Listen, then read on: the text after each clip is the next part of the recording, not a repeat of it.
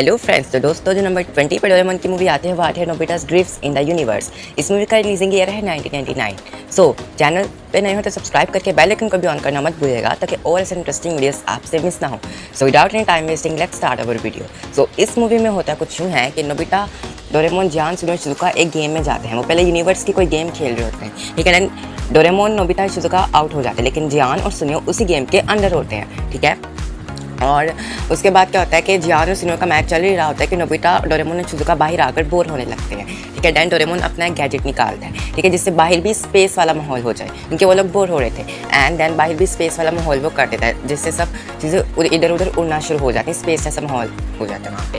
फिर क्या होता है, गलती से डोरेमोन कोई गलत बटन दबा देता है, जिस वजह से तेज़ हवा चलने लगती है, जिस वजह से नोबिता की मोम भी ऊपर आ जाती हैं, ठीक है। और काफ़ी ज़्यादा अजीब चीज़ें होने लग जाती हैं। दैन वो डोरेमोन और नोबिता और शिजुका को बहुत ज़्यादा डांटती हैं इस चीज़ की वजह से, ठीक है। एंड उनका रूम काफ़ी ज़्यादा गंदा हो जाता है।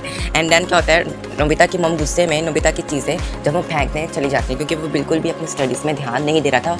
उनका कहना था कि वो इधर उधर की चीज़ों में ध्यान ज़्यादा देता है। एंड गलती से जो वो गेम थी यूनिवर्स सेट वाली, वो उस बॉक्स को भी उठा के अपने साथ ले जाती हैं एंड वो कूड़े में फेंक देती हैं, ठीक है। एंड उसके बाद क्या होता है, डोरेमोन, नोबिता और शिजुका को रियलाइज़ होता है कि हमारी जो गेम्स थी, ठीक है, वो तो है ही नहीं। तो उनको पता चलता है कि उनकी मोम ने वो फेंक दिया। दैन वो अपनी मोम से पूछते हैं क्या आपने वो यूनिवर्स स्पेस सेट भी फेंक दिया है? तो वो बोलते हैं हाँ, मैंने कॉमिक्स के साथ वो भी फेंक दिया है। दैन वो काफ़ी ज़्यादा गुस्सा हो जाते हैं एंड परेशान भी हो जाते हैं।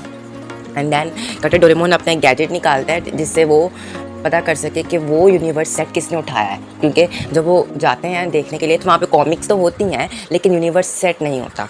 ये देन उनको पता चलता है कि अजीब सी चीज़ वाइट कलर में आती है और उस यूनिवर्स सेट को उठा के अपने साथ ले जाती है। एंड वो उसको चेस करते करते स्कूल वाले अपनी पहाड़ी के पास पहुँच जाते हैं। एंड यहाँ पर उनको पता चल जाता है कि ये कोई नॉर्मल चीज़ नहीं है, मतलब कि ये किसी और प्लानट से कोई चीज़ आई थी जिसने उठाया था।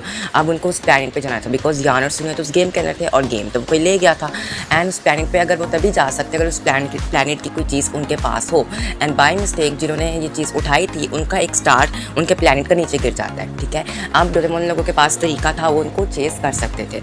एंड डोरेमोन उस प्लांट को स्टार को अपने जो है वो गैजेट के अंदर डालता है। देन वो उनको चेस करना शुरू कर देते हैं। देन उनको पता चलता है कि जिन्होंने उस गेम को उठाया था वो एक स्पेसशिप में है। देन वो उस कैसे भी करके उस स्पेसशिप पे पहुंचते हैं। वहाँ पे तब तक जियान और सुनियो भी गेम से बाहर आ गए थे और वो भी काफ़ी ज़्यादा परेशान हो रहे थे कि वो तो नोबिता के रूम में थे एंड वो किसी स्पेसशिप में कैसे पहुँच गए हैं। एंड देन जाके वो उन दोनों से मिलते हैं एंड फिर जो स्पेसशिप के लोग होते हैं वो भी डोरेमोन लोगों से मिलते हैं। पहले तो उनको कॉन्फ्लिक्ट होना शुरू हो जाता है। वो लोग कहते हैं कि तुम लोग हमारी स्पेसशिप में बिना परमिशन के कैसे आए हो, तुम लोग बिल्कुल भी अच्छे लोग नहीं हैं। लेकिन डोरेमोन उनको समझाता है कि तुम लोग हमारे दोस्तों को लेके आए थे, ठीक है, इस गेम के थ्रू।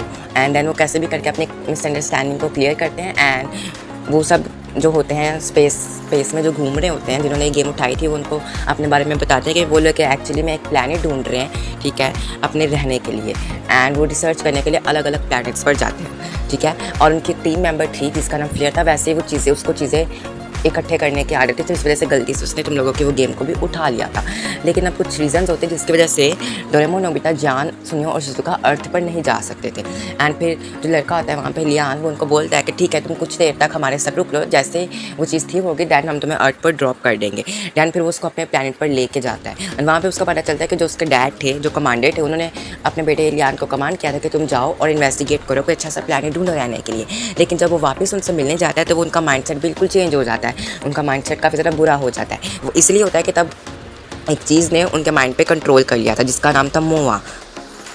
मोआ एक अजीब सी चीज़ थी जिसका कोई वजूद नहीं था, ना ही वो रोबोट था ना इंसान था, बस वो कोई चीज़ थी जो दूसरों को कंट्रोल करती थी। वो काफ़ी ज़्यादा बुरी थी और उसने इलियान के डैड पर कब्जा कर लिया था, ठीक है।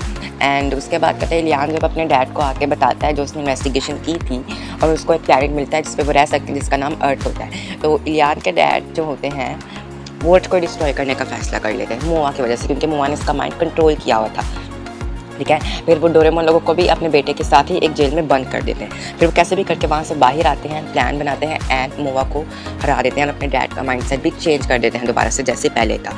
तो ये थी इस मूवी की स्टोरी और ये मूवी काफ़ी ज़्यादा मिस्टीरियस थी मोआ की वजह से।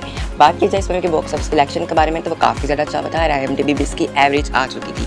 What do you think about it? Let me know in the comment section and yes, thanks for watching, take care, good bye.